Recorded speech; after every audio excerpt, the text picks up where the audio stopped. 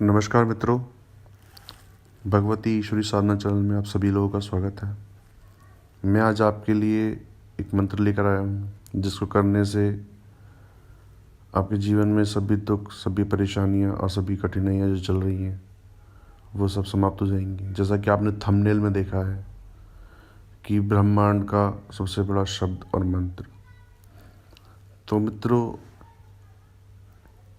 इस थंबनेल के हिसाब से जो मंत्र मैं आपको बताने जा रहा हूँ, इसमें आपको सुबह जब भी आप पूजा करते हैं तो उस पूजा के समय में आप एक माला का जाप इसका करें।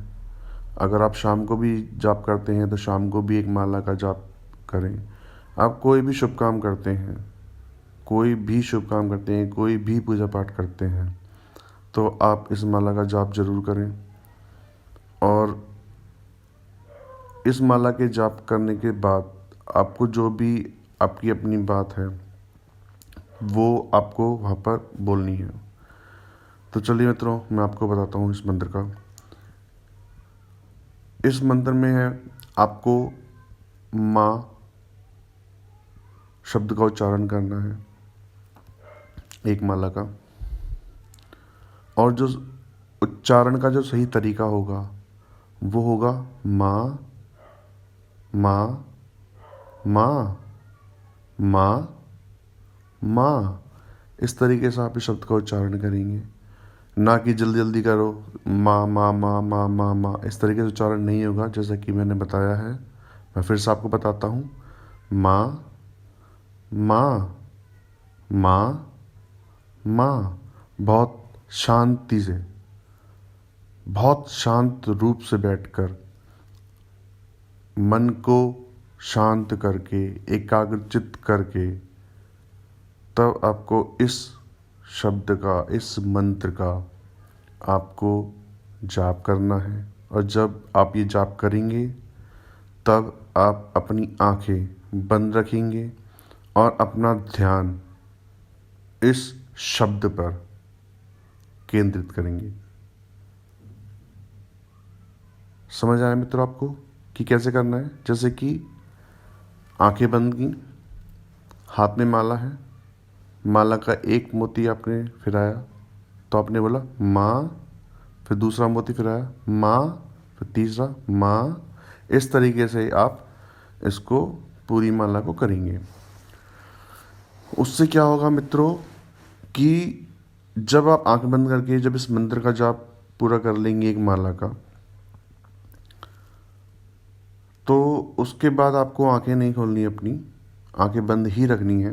और माला ख़त्म होने के बाद अपने हाथ जोड़कर मानसिक रूप से, यहाँ बोलना नहीं है मुँह से, मानसिक रूप से, जो मन की आवाज़ जिसे बोलते हैं, अपने मानसिक रूप से आपको जो भी बात है, जो भी परेशानी है, आप वहाँ बोलोगे कि हे माँ, मुझे ये परेशानी है, जैसे कि मेरे व्यापार नहीं चल रहा है, मुझे यहाँ पर ये दुख उठाना पड़ रहा है, या मुझे ये परेशानी हो रही है माँ, मुझे इस तरीके की दिक्कत है। जो भी आपको परेशानी हो XYZ, आप वहाँ पर वो परेशानी अपनी बताएं वहाँ पर।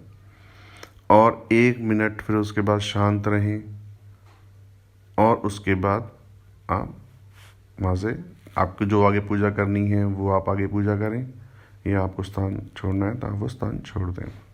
इससे क्या होगा मित्रों, मैं आपको इसका पूरा अर्थ बता देता हूँ कि जब आप माँ शब्द का उच्चारण करते हैं तो माँ शब्द के उच्चारण में इतनी शक्ति, इतनी ऊर्जा होती है कि उस शब्द में जितने भी माँ के रूप हैं इस पूरे ब्रह्मांड में, इस पूरी सृष्टि में, माँ भगवती ईश्वरी पार्वती माँ है।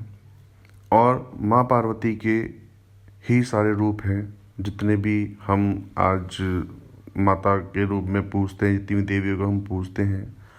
माँ काली हुई, माँ शेरा वाली हुई, माँ शेरों वाली के भी 9 रूप हैं, ठीक है। ये सब माँ भगवती ईश्वरी यानी कि पार्वती माता जी के ही सब रूप हैं। जब आप उनका ध्यान करके सिर्फ माँ पुकारते हैं, और माँ पुकारने का मतलब क्या है कि आप जानते हैं कि जब एक बच्चा परेशानी में जब किसी को पुकारता है तो उसकी पुकार में वो करुणा और पुकारने का तरीका ऐसा होना चाहिए कि जिससे कि वो पुकार लगे।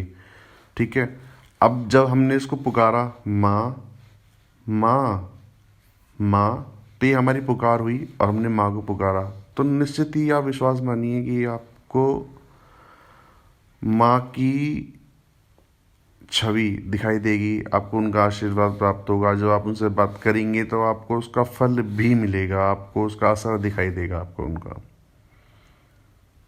क्योंकि आपको धन की परेशानी है तो आप माँ से बोलिए। हम अपने घर में भी कोई भी परेशानी होती है तो हम अपने घर में किसी से नहीं बोलते, हम सबसे पहले अपनी माँ से बोलते कि माँ ये परेशानी है।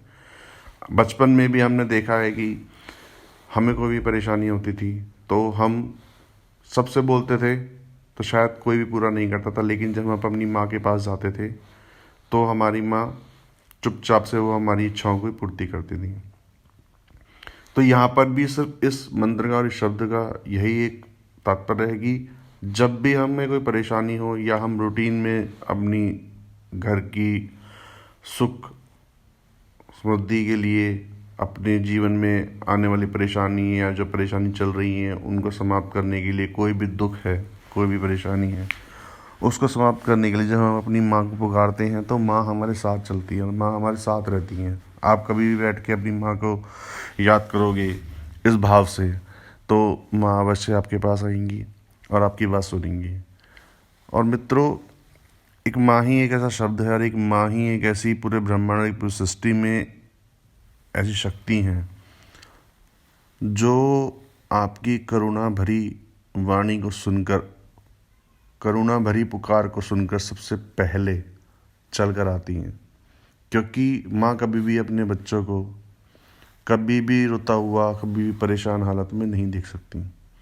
तो इसलिए आप इस मंत्र का जाप करें, और आप अगर इस मंत्र को सिद्ध भी करना चाहें तो आप डेली की 11 माला, 21 माला, जैसे भी आपको उचित लगे कि भी इतना समय में निकाल सकता हूँ, परेशानी के हिसाब से कि आपको ज़्यादा परेशानी है, आपको बहुत जल्दी सिद्ध करना है, तो उस हिसाब से इसके दिन निर्धारित करके और फिर इसकी आप साधना कर सकते हैं।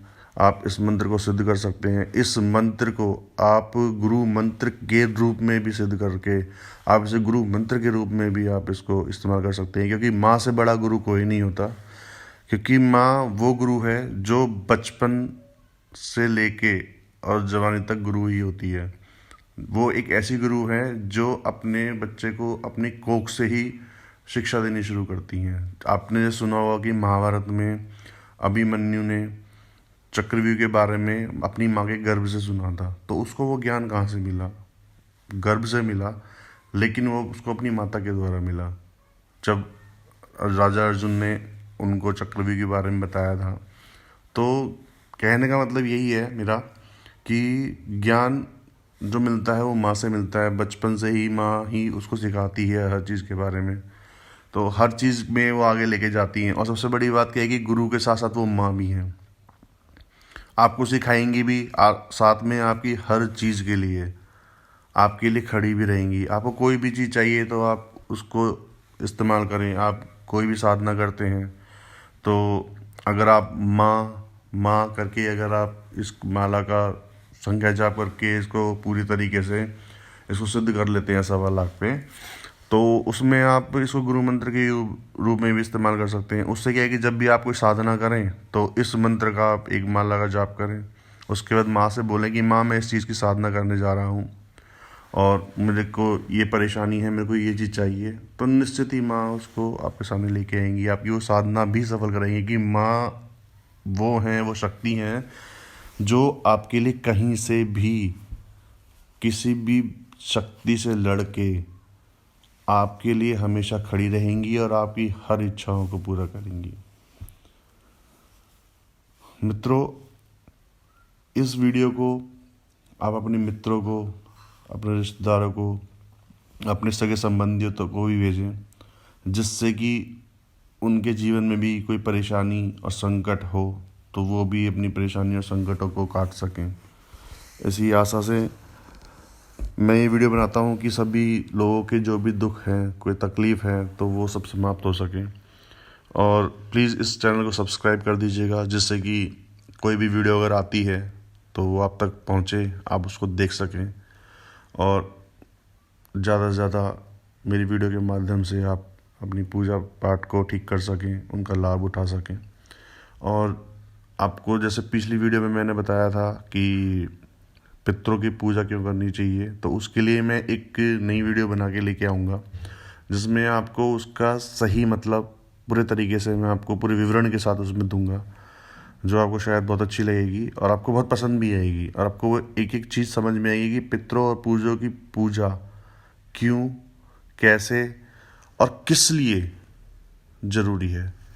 तो आप मेरा चैनल सब्सक्राइब कर दीजिएगा मित्रों। तब तक के लिए धन्यवाद।